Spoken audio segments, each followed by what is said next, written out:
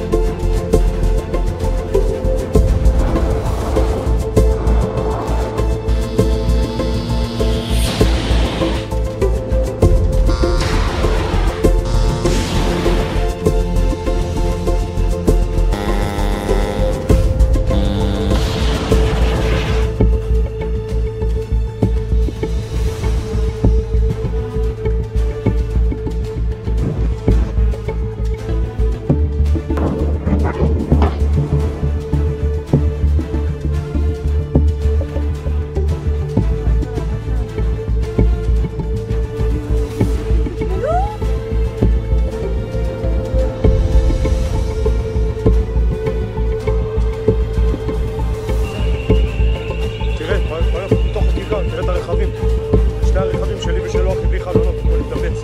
תראה איפה זה נפל, פה באמצע הכיכר.